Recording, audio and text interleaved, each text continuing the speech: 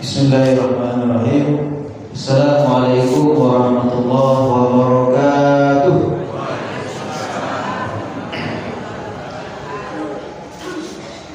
Ampe ake jam 2 malam hari Senayan di Pasar Rasul. Jamaah dan semangat menjawab salam, kita doakan insyaallah masuk surga. Amin. Kita doakan pula semoga saldo rekeningnya bertambah pula. Amin. Dan lo dapat jodoh dan laki dan ini segera bertemu dengan jodohnya. Amin. Dan lama-lama menjadu menduduk, kita doa dulu semoga dapat bergantinya. Amin. Dan tidak menjawab salam, kita doakan dulu semoga berkah hidupnya diberikan hidayah Allah. Amin. Itulah indahnya salam dalam Islam, bahwa ketika kita menjawab salam, maka otomatis kita mendapatkan buah-buah doa. Yang pertama adalah kita diberikan doa tentang keselamatan, dan yang kedua adalah kita diberikan rahmat. Assalamualaikum warahmatullahi wabarakatuh. Dan yang ketiga adalah diberikan keberkahan. Jadi rahmat yang paling besar itu Bapak Ibu adalah kita mendapatkan surga Allah, kampung yang paling indah yang diimpikan oleh seluruh umat manusia, tidak lain dan tidak bukan adalah surga. Sedangkan rahmat yang kedua adalah bagaimana awak hidup di dunia Bapak Ibu selera nama, pikiran tumbuh, makan batang buah, lalu bakaruah tajrilah suah, ya, keranjang penamua, isi kantong penuh, kan itu rahmat. Maka tidak ada ruginya awak menjawab salam, justru banyak untungnya. Dan perlu kita ketahui Bapak Ibu, bahwa salam itu ternyata dalam Islam itu ada 3 juga macamnya. Jadi tidak cik salam Bapak, 3 macam salam. Yang pertama adalah salam nan wajib dijawab. Misalnya ada orang datang ke rumah awak, baca Assalamualaikum. Itu kalau di Indonesia agak panjang punya Assalamualaikum pakai itu. Kalau di Arab enggak, Assalamualaikum keras. Assalamualaikum. Ketika orang membaca Assalamualaikum, maka wajib jawab Waalaikumsalam. Karena dalam Al-Quran di dalam surah Nisa Allah berfirman, wa idza uyitum bi tahiyatin fahayyu bi ahsana minha aw rudduha. Kalau disampaikan dibacakan salam kepada maka jawablah dengan lebih baik, lebih lengkap, lebih panjang. Kalau tidak bisa maka jawablah sebisanya atau sekedarnya. Waalaikumsalam. Itu cara yang pertama, salam yang harus dijawab, yang wajib dijawab. Ada yang kedua, salam yang tidak wajib, atau bisa dikatakan dilarang dijawab. Memang dulu salam yang tidak harus dan dilarang dijawabnya itu. Awal salat berjamaah sebelum selesai agak imam Assalamualaikum warahmatullahi wabarakatuh. Jangan jawab Waalaikumsalam Pak Imam. Itu kita salat dulu. Itu salam anda wajib dijawab. Ada yang salam yang ketiga Bapak Ibu, salam anda perlu dengarkan jawabannya. Atau contohnya awak lewat di muka kuburan, awak sapu penghuninya, Assalamualaikum ya ahli kubur. Jangan awak tunggu di sana, jangan mau awak sedang menunggu jawabannya. Beko bayu, copot jentong awaknya. Kau jawab dia kan, Waalaikumsalam. Ini penjalanan, apa bayu. Jadi Bapak Ibu kaum muslimin dan muslimat, salam itu ternyata 3 macamnya.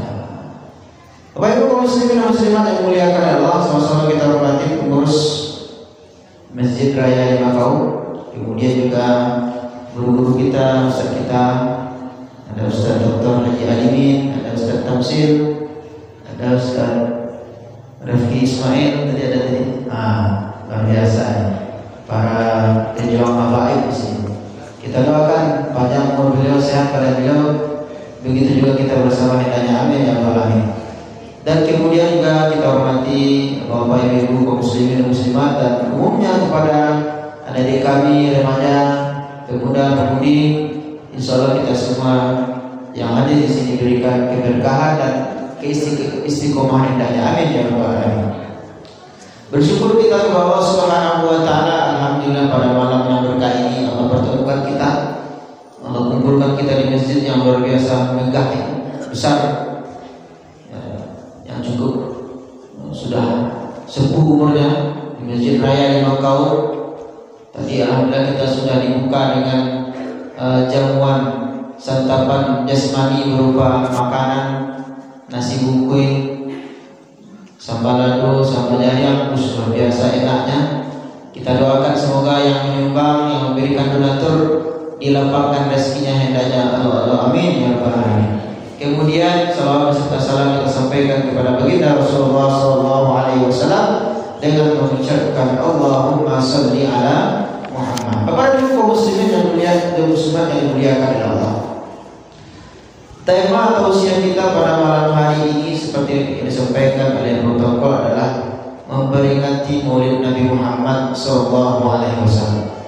Melalui Maulid Nabi ini hendaknya kita menciptakan, menumbuhkan kembali kerinduan kita, kecintaan kita kepada baginda Rasulullah SAW. Bagaimana cara menumbuhkan kecintaan kepada Rasulullah? Bagaimana cara menumbuhkan kerinduan kita kepada Rasulullah? Maka tidak lain dan tidak bukan adalah dengan membaca sejarahnya, membaca perjuangannya, membaca profilnya, informasi tentang beliau. Sama kayak ibu kalau rindunya Pak, misalnya Pak nanti 2 hari tidak pulang pergi dinas luar, kena-kena yang ibu lakukan. Tentu mana Pak? Bagaimana? Alhamdulillah dia lebih baik. Allah makan udah, Allah minum udah, Allah terciri pula udah, Allah wangi pula udah, Allah. Awak tanya salahnya apa ya? Kenapa? Karena awak rindu, kangen. Seluruh informasi tentang orang yang kita cintai itu kita cari, kita baca, agar dengan membaca informasi, dengan membaca beritanya, membuat kecintaan kita, membuat kerinduan kita kepada Rasulullah itu semakin bertambah. Kalau sudah bertambah, maka tentu semangat kita dalam menjalankan ajarannya itu tentu akan lebih semangat. Karena Rasul pernah berpesan, taraktu fikum amrayn, aku telah tinggalkan, aku telah wasiatkan 2 perkara. Ma in tamassaktum bihima, yang kalau engkau berpegang kepada 2 perkara ini, selagi engkau istiqomah berpegang teguh dengan 2 ini, lan tadillu abadan, tidak akan pernah engkau sesat selama-lamanya. Apa itu? Yang pertama adalah kitabullah, menjalankan ayat-ayat suci Al-Quran, hukum-hukum yang ada dalamnya. Yang kedua adalah sunnah Rasulullah SAW. Maka pada malam hari ini kita coba membaca, kita coba memunculkan kembali perjuangan dan kisah-kisah baginda Rasulullah SAW untuk kita umatnya. Bagaimana kita bisa mendapatkan hidayah Islam sampai sekarang, sehingga ketika kita membaca sejarahnya bertambah keimanan kita, bertambah keyakinan kita dan semangat kita dalam mengamalkan ajaran dari baginda Rasulullah SAW.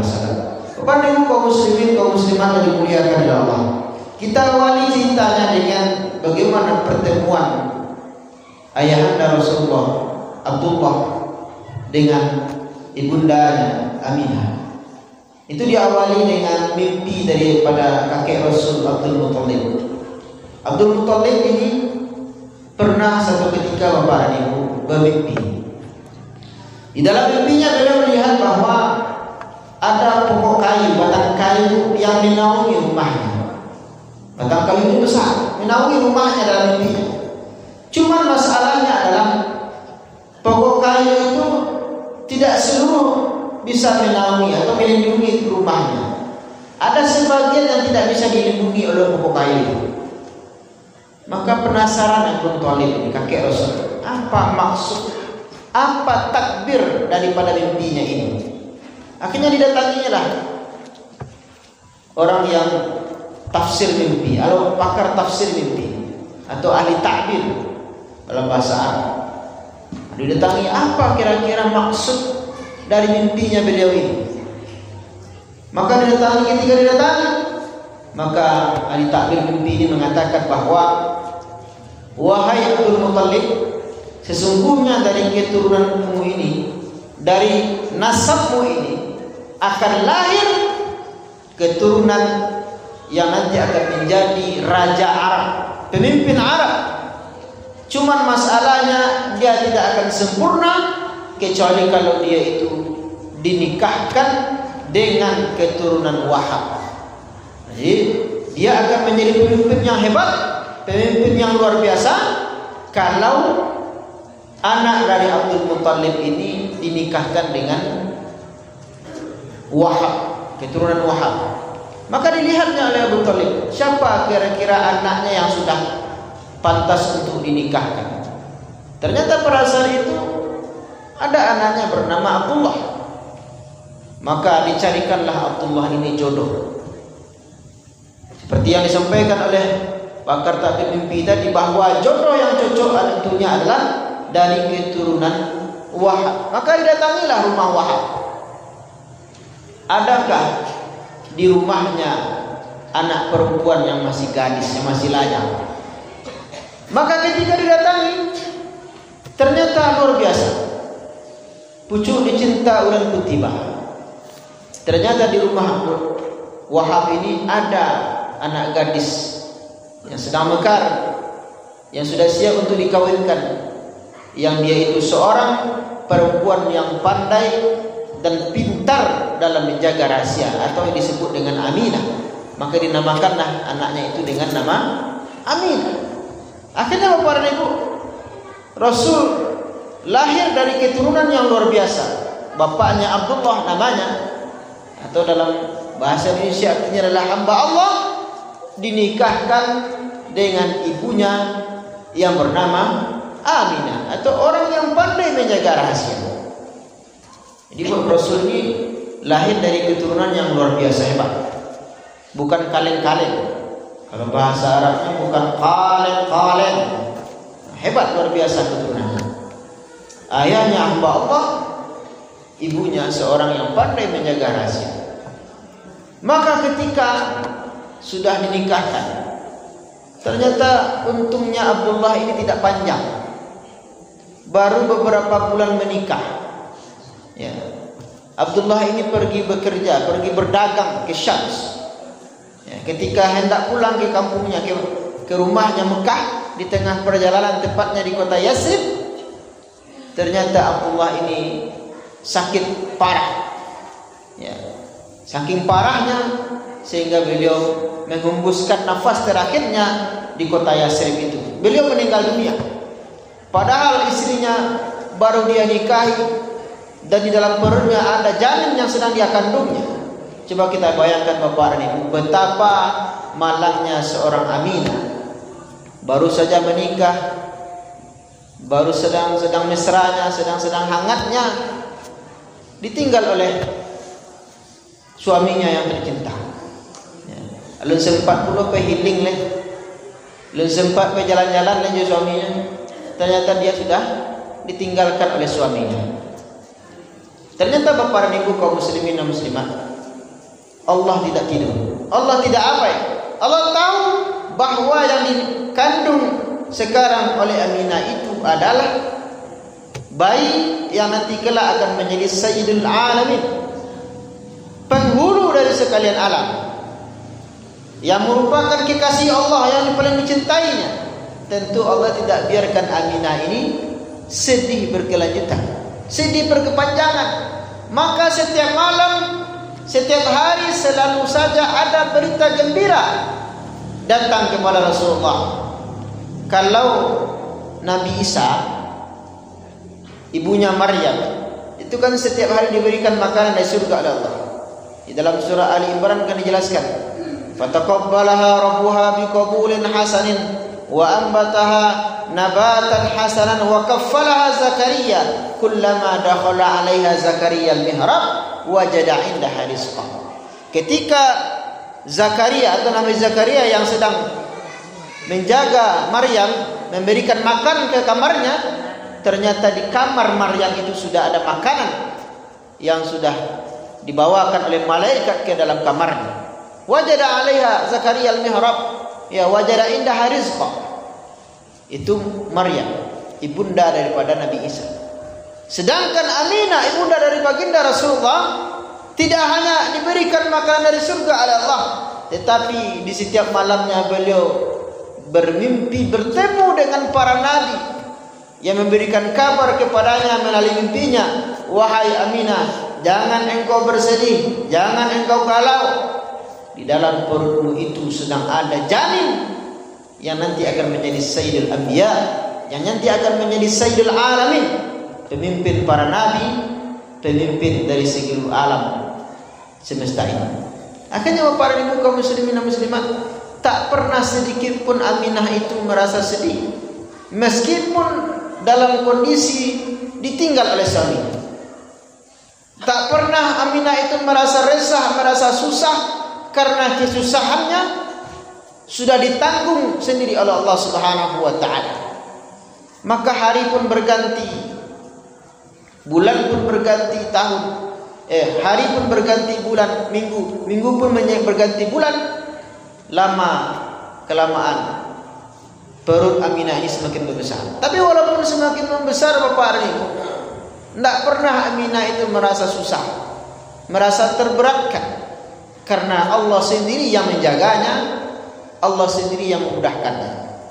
Akhirnya Bapak Ibu kaum muslimin muslimat, sampailah kandungnya mencapai 9 bulan.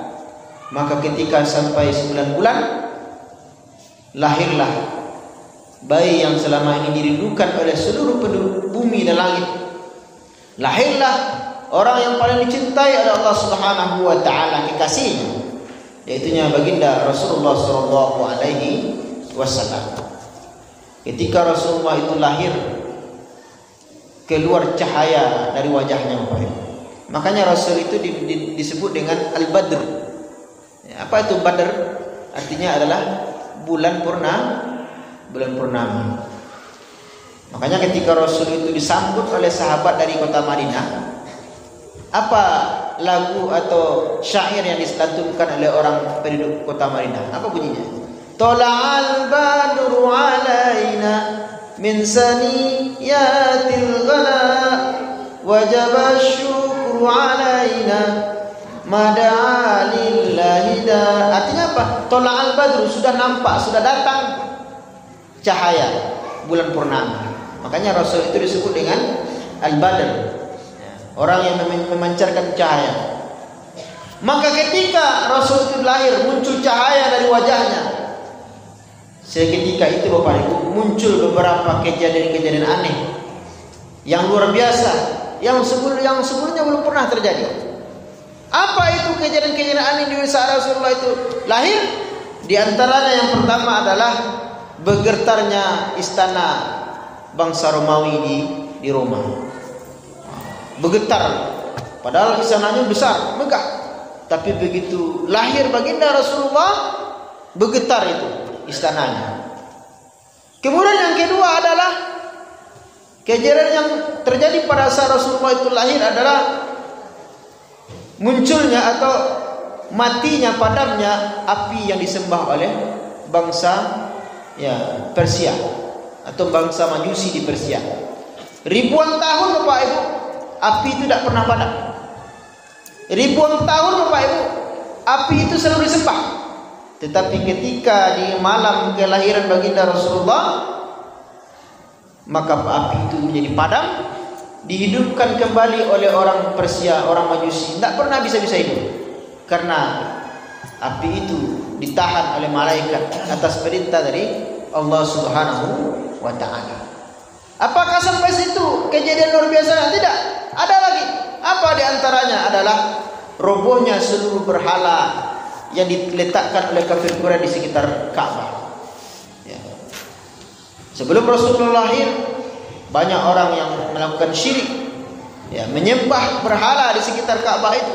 Maka ketika Rasulullah itu lahir, maka rubuhlah seluruh patung-patung yang ada di sekitar Ka'bah. Apakah sampai situ? Tidak.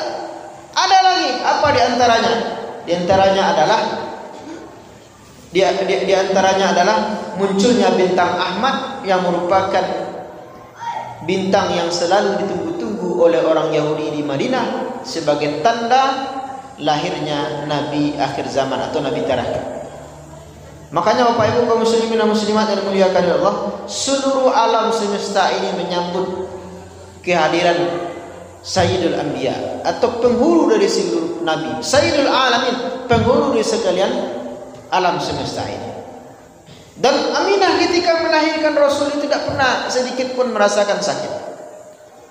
Kamu pernah Bapak Ibu melihat istri kamu melahirkan, itu luar biasa sakitnya, sampai keluar keringat dinginnya. Mungkin ibu merasakan itu, mencari wajahnya seperti itu. Kamu yakin ibu pasti tidak lama rasanya, pasti menyakitkan rasanya. Tapi Aminah ya tidak pernah merasakan sakit sedikit pun. Ya. Begitulah Rasulullah SAW lahir memberikan rahmat. Dan ketika Rasulullah lahir, Aminah dibantu oleh budaknya Abu Lahab yang bernama Thuwaibah al-Aslamiyah. Thuwaibah al-Aslamiyah, seorang perempuan yang merupakan budak daripada Abu Lahab. Maka ketika selesai Rasulullah lahir, dikasih nama oleh kakeknya Abdul Muttalib bernama Muhammad, maka diberikanlah kabar oleh Thuwaibah ini kepada tuannya atau Abu Lahab. Wahai Abu Lahab, kemenakanmu, ya, anak dari adikmu yang selama ini kamu tunggu-tunggu kelahirannya, setelah lahir namanya Muhammad. Maka Bapak dan Ibu ketika mendengarkan berita itu, luar biasa sumringahnya, bahagianya hati daripada Abu Lahab. Dan orang yang bersentuhan dengan Rasul, maka Allah muliakan, Allah angkat derajatnya. Thuwaibah yang membantu persalinan Rasul, yang membantu menggendong Rasul, hari itu juga dimerdekakan oleh Abu Lahab. Karena Abu Lahab sangat senang dengan kelahiran kemenakannya. Tidak sama dengan kemenakannya yang lain. Pas di kelahiran Rasul ini, Abu Lahab ini sangat bahagia, sangat sumringah dia. Wahai Thuwaibah, hari ini detik ini engkau merdeka, saya merdekakan. Engkau merdeka wahai Thuwaibah. Jadi orang yang bersentuhan dengan Rasul, Allah angkat derajatnya, Allah tinggikan derajatnya. Dan Abu Lahab uniknya, meskipun beliau itu termasuk salah seorang paman Rasul yang begitu keras menentang dakwah Rasul, tetapi di hari kelahiran Rasul ini tiba-tiba begitu lembut hatinya, senang dia. Makanya Bapak dan Ibu di dalam hadis dijelaskan, meskipun hadis itu agak lemah tapi dikuatkan dengan riwayat-riwayat yang lain sehingga menjadi hasan li ghairihi. Ya, akhirnya hadis itu menjadi kuat. Apa bunyi hadisnya? Bahwa Abu Lahab itu di alam barzakhnya, anna adzabahu mukhaffafun fi kulli itsnain li farhatihi liman wafa. Bahwa Abu Lahab itu meskipun dia seorang yang kafir, mati tidak dalam keadaan muslim, tetapi karena dia pernah ikut merayakan kelahiran baginda Rasulullah di hari Senin, maka Allah ringankan azabnya di hari Senin. Jadi setiap hari Senin itu Bapak Ibu, Abu Lahab itu tidak pernah diazab oleh Allah. Tapi hari lain-lain tetap diazab karena kekufurannya. Orang kafir, orang yang tidak beriman, karena merayakan kelahiran baginda Rasulullah, diangkat derajatnya, diringankan azabnya oleh Allah. Tentu kita orang Islam yang sangat cinta dengan Rasulullah, yang merayakan kelahirannya, tentu akan mendapatkan rahmat nikah. Jadi tidak ada istilahnya Bapak Ibu merayakan maulid ini dilarang, bid'ah. Ya, orang yang kafir merayakan maulid mendapatkan rahmat, diangkat azabnya di hari Senin. Tentu kita umat Islam yang ikut merayakan kelahiran baginda Rasulullah tentu akan lebih banyak lagi rahmat. Kalau kita baca ayat Al-Quran Bapak Ibu, ternyata ada yang menjelaskan tentang maulid ini. Apa itu di dalam surat Ibrahim ayat 5. Allah Subhanahu wa taala berfirman, A'udzubillahi minasyaitonirrajim. Bismillahirrahmanirrahim. Wa dzakkirhum bi'ayyamillah. Dan ingatkanlah mereka tentang hari-harinya Allah, bi'ayyamillah, dengan hari-harinya Allah. Apa yang dimaksud dengan hari-harinya Allah? Ulama tafsir menjelaskan bahwa yang dimaksud dengan hari-harinya Allah itu adalah hari-hari yang dimuliakan oleh Allah, hari-hari yang diagungkan oleh Allah. Dan salah satu di antara hari yang diagungkan oleh Allah itu adalah hari lahirnya baginda Rasulullah SAW. Maka disuruh kita wazakirhum, ingatkanlah mereka tentang hari-harinya Allah. Artinya apa? Kita memang betul-betul dianjurkan untuk memperingati hari-hari yang diagungkan oleh Allah. Di antaranya adalah hari kelahiran baginda Rasulullah SAW. Bahkan di dalam hadis yang diriwayatkan oleh Imam Muslim, nomor hadis 1977, Rasulullah suatu ketika pernah ditanya oleh sahabat, "Ya Rasul, kenapa engkau berpuasa di hari Senin ya Rasul?" Apa jawab Rasulullah? "Zaka yauma wulidtu." Aku berpuasa di hari Senin karena di hari Senin itu adalah hari kelahiran. Wa dzaka yaumu bi'itsu fi. Dan di hari Senin juga aku diangkat menjadi nabi oleh Allah Subhanahu wa taala. Nah, jadi Bapak Ibu kaum muslimin dan muslimat yang dimuliakan oleh Allah, Rasul lahir mengguncangkan seluruh dunia, menggetarkan alam arasy. Kenapa? Karena yang lahir ini bukan manusia biasa, manusia yang merupakan penguasa, yang merupakan penghulu dari sekalian alam semesta ini, yaitu baginda Rasulullah SAW. Maka Rasulullah lahir. Kemudian karena tradisi di orang kafir Quraisy, di orang Quraisy di Mekah, itu biasanya anak yang lahir itu Bapak Ibu, menurut tradisi orang Arab, orang Quraisy itu biasanya disusukan ke pedalaman atau ke orang-orang Badui. Untuk apa? Agar ada dua alasan. Yang pertama adalah agar anak yang lahir itu terjaga bahasa Arab. Kenapa seperti itu? Karena di Mekah itu Bapak Ibu, kan setiap tahun ada orang haji, orang pergi haji. Tentu orang pergi haji itu datang dari berbagai wilayah yang berbeda-beda. Dan bahasanya pun juga berbeda-beda, bermacam-macam. Tentu bahasa orang Mekah dengan orang pedalaman berbeda-beda. Artinya bercampur-campur jadi. Makanya orang Mekah ini agar bahasa anaknya itu tetap terjaga, maka dititipkanlah, disusukanlah kepada orang-orang Arab Badui atau orang-orang Arab pedalaman. Itu yang pertama alasannya, agar bisa terjaga bahasa Arab. Kemudian yang kedua alasannya adalah agar anaknya ini tumbuh dalam lingkungan yang bersih, yang asri, sehingga anaknya ini lebih sehat tubuhnya, lebih sehat badannya. Nah, itu yang kedua. Akhirnya dititipkanlah kepada seorang perempuan yang bernama Halimah As-Sa'diyah. Halimah As-Sa'diyah ini seorang perempuan miskin. Ternaknya itu banyak yang kurus, tapi semenjak dia itu menyusukan Rasulullah, maka seketika Allah angkat derajatnya. Ternaknya yang awalnya kurus kerontang, tiba-tiba menjadi gemuk, banyak susunya, sehingga kaya raya ini Halimah ini. Halimah ini kaya raya jadi semenjak dia merawat Rasulullah.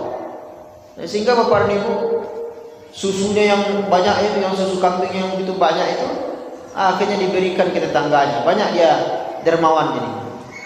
Kenapa? Karena orang yang menyusukan Rasulullah, Allah angkat derajatnya, Allah tambah keberkahan dalam hidupnya.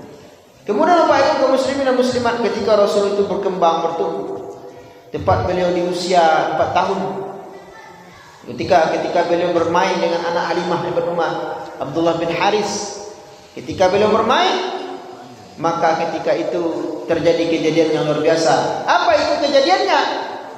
Ketika Rasulullah bermain dengan Abdullah bin Haris, didatangi oleh dua sosok malaikat yang bertubuh besar, yang punya sayap. Rasul langsung diambil, langsung dibelah dadanya. dicuci jantungnya, hatinya dengan air Zam-Zam yang bejana airnya itu berasal dari emas. Sehingga melihat Nabi Muhammad itu dibelah dadanya oleh malaikat, oleh orang yang bertubuh besar, bergetar, menggeretek lutut Abdullah bin Haris Khufai. Nyusangku Muhammad itu akan dibunuh oleh dua orang. Mengadulah nyokama Halimah As-Sa'diyah. Wahai qatalu saya tulu. Ya. Mereka akan membunuh Muhammad, wahai Umi. Akhirnya pergilah uminya melihat Muhammad. Ketika dilihat ternyata Rasul itu tidak seperti apa-apa. Seperti orang yang tidak terjadi apa-apa. Ya sebiasa saja. Yang tadi awalnya dia lihat dicegat oleh dua orang yang berbadan besar, dibelah dadanya, tapi ketika dilihat kembali ternyata seperti tidak terjadi apa-apa. Rasul bermain santai saja, duduk biasa. Akhirnya berkatalah Halimah kepada suaminya, wahai suamiku, ini anak ini bukan anak sembarangan ini. Nih khawatir kita kalau nanti terjadi apa-apa, baiknya kita kembalikanlah lagi kepada ibunya. Akhirnya Rasul di umur 4 tahun dikembalikan lagi kepada ibunya. Ketika Rasul berumur 4 tahun dikembalikan kepada ibunya Aminah, maka Rasul kembali dirawat oleh ibunya Aminah dari umur 4 tahun. Ketika Rasul berumur 6 tahun, diajaklah Rasul oleh ibunya pergi berziarah ke makam ayahnya di Yasrib, Abdullah. Ketika pergi ke sana, ketika mau pulang kembali ke kota Mekah, ternyata di tengah jalan ibundanya Aminah ini ternyata sakit parah. Akhirnya menghembuskan nafas terakhir di tempatnya di daerah Abwa menuju kota Mekah. Akhirnya Rasul dirawat oleh kakeknya yang bernama Abdul Muthalib dari umur 6 tahun dan sampai umur 8 tahun kakeknya juga meninggal dunia. Maka Rasul dirawat oleh pamannya Abu Thalib. Dirawat Rasul oleh Abu Thalib. Yang awalnya mulainya dari Halimah, kemudian dipindah kembali lagi kepada Aminah, kemudian kepada kakeknya Abu Thalib, dirawat kembali oleh Abu Thalib. Maka Rasul dididik oleh Abu Thalib, dilatih untuk bisa beternak, mengembala domba. Kemudian suatu ketika Rasul diajak oleh pamannya Abu Thalib untuk pergi berdagang. Dilatihlah Rasul, dikaderlah untuk bisa berdagang.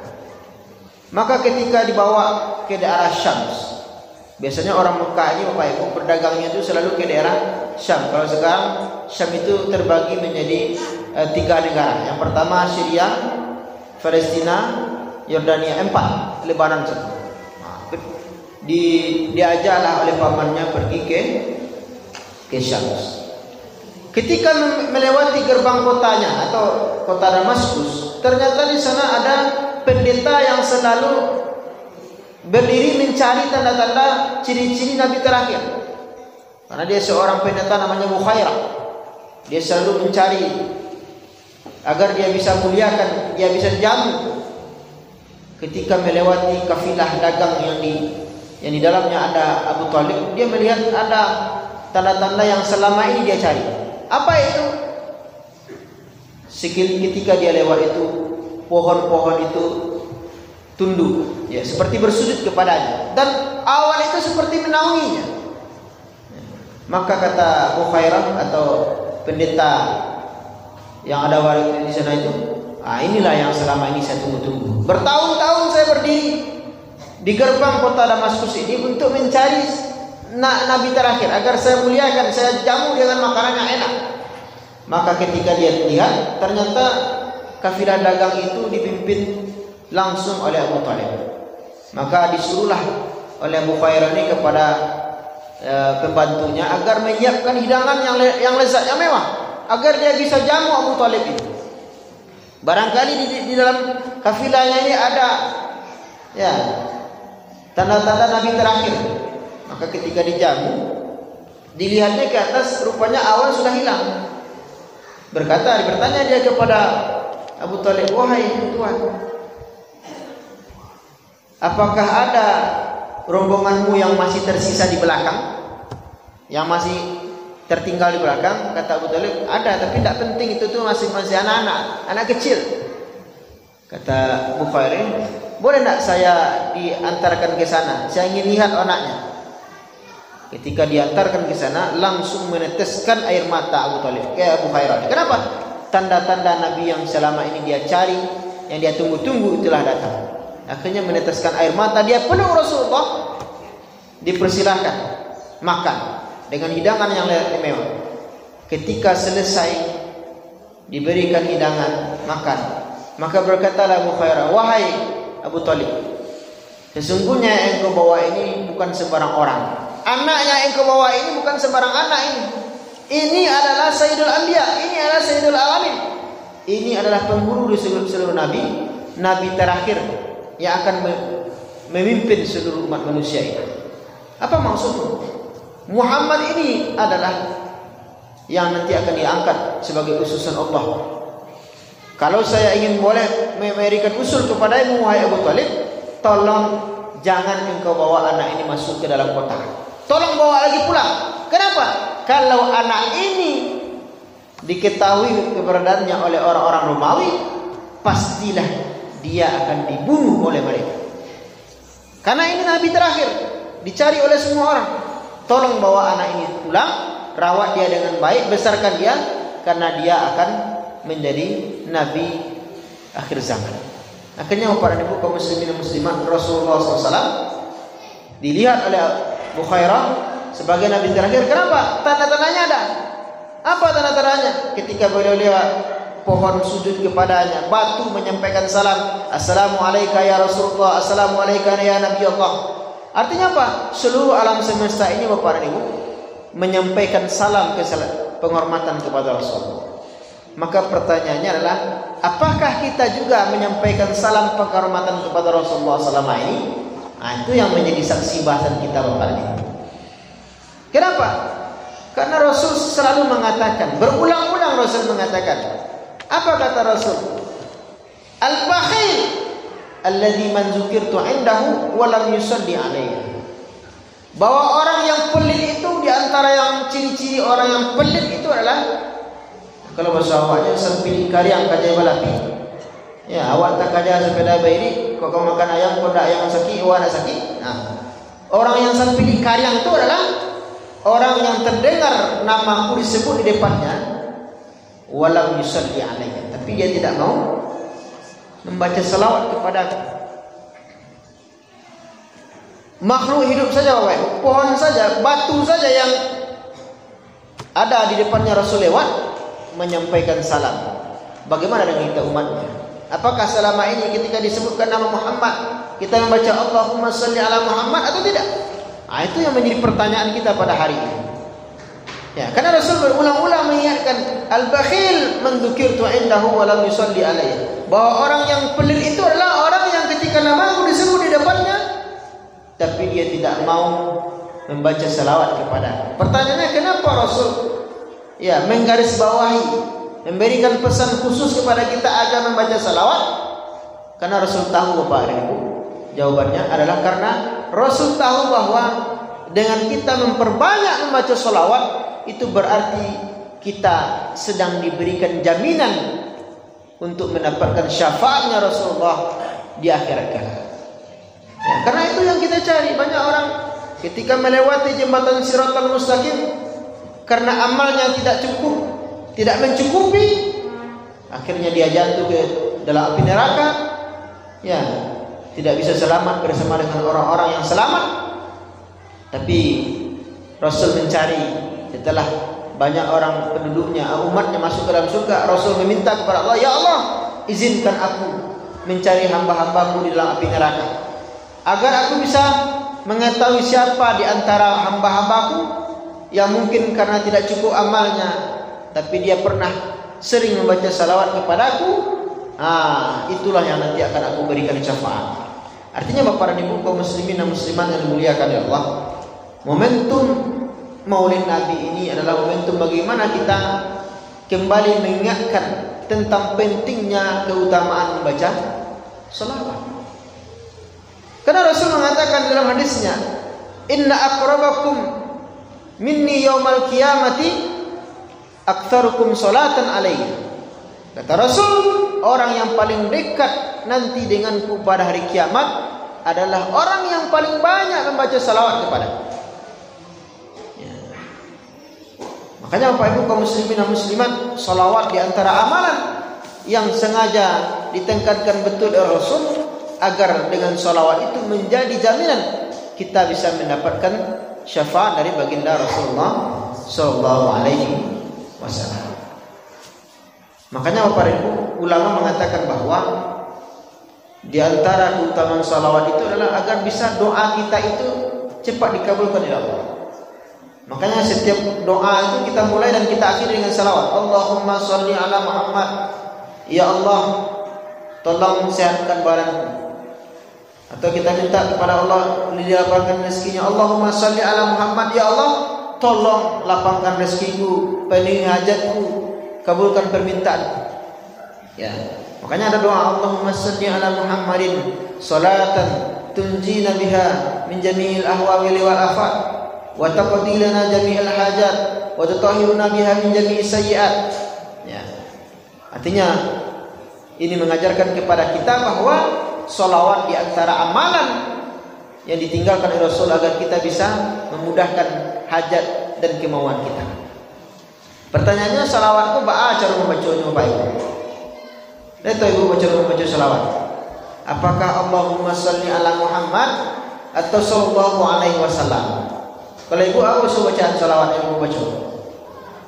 Allahumma sholli ala Muhammad atau kedua-duanya betul Bapak Ibu. Itu yang pendeknya. Yang panjangnya dulu dan dibuat syair oleh orang. Apa di antaranya? Di antaranya adalah salawat nariyah, itu yang paling sering dibaca oleh anak-anak kita. Apa bunyinya? Allahumma sholli salatan kamilatan wa sholli salaman. Itu namanya salawat nariyah. Yang kedua namanya salawat tibil qulub. Nah, itu banyak juga dibaca, dinyanyikan oleh anak-anak. Apa bunyinya? Allahumma sholli ala sayyidina Muhammadin tibbil qulubi wa dawaiha. Itu namanya salawat tibbil qulub. Yang ketiga ada namanya salawat badar. Nah, ini juga sering-sering dibaca ini. Salatullah salamullah ala Rasulillah. Salatullah salamullah ala Rasulillah. Itu salawat badar. Ada namanya salawat pasti, banyak salawat. Nah, ini bersama Ustaz Rafki ada kajian Habib Habaib ya Ustaz. Itu banyak tuh macam-macam salawat itu diajarkan. Agar apa? Agar menumbuhkan kecintaan kita kepada Rasulullah. Ya, agar bisa menjadi jaminan kita bisa mendapatkan syafaat dan pertolongan dari Rasulullah kelak di hari kiamat. Di saat orang-orang membutuhkan syafaat. Syafaat itu apa artinya? Syafaat itu artinya pemenuh atau yang menggunakan, yang menyempurnakan. Kalau misalnya awak dihisab oleh Allah, tentu yang harus lebih berat apa? Amalan kebaikan atau amalan dosa? Yang harus berat itu adalah amalan kebaikan. Kalau amalan kebaikan kita lebih ringan daripada dosa, tentu kita masuk ke neraka. Yang bisa menambah barik? Yang bisa menambah bariknya apa? Syafaat. Syafaat itu banyak macamnya. Ada syafaat namanya syafaat Nabi. Ada namanya syafaat Al-Quran. Syafaat Al-Quran itu kan di dalam hadis Rasul katakan, Iqra'ul Quran fa innahu ya'ti yaumal qiyamati syafi'an li ashabi. Nah, itu kalau orang yang rajin baca Quran, dapat syafaat Al-Quran. Ada namanya syafaat Rasulullah kepada orang-orang yang selalu menambahkan cintanya kepada Rasulullah, memperbanyak membaca salawat. Kata Rasul, inna akramakum minni yaumal qiyamah, orang yang paling dekat denganku hari kiamat aktsarukum sholatan alayya. Jelas kalimatnya. Paling banyak membaca salawat. Makanya kalau bisa kita rutinkan membaca salawat. Saya untuk membaca salawat ini saya unduh aplikasi di Play Store. Namanya tasbih digital. Kalau sekarang kan ada tasbih-tasbih yang pakai cincin itu kan. Nah, boleh. Ada juga tasbih digital. Baca salawat dengan itu agar lebih semangat kita. Lah 100 sama, lah 200 sama. Agar apa? Agar ini bisa mengamalkan ya pesan Rasulullah kepada kita memperbanyak membaca salawat. Semoga kajian Maulid ini menambah kecintaan kita kepada Rasulullah sallallahu alaihi wasallam, menambah semangat kita dalam mengamalkan ajarannya dan memperbanyak salawat kepadanya hendaknya. Amin ya rabbal alamin. Wabillahi taufiq hidayah. Assalamualaikum warahmatullahi wabarakatuh.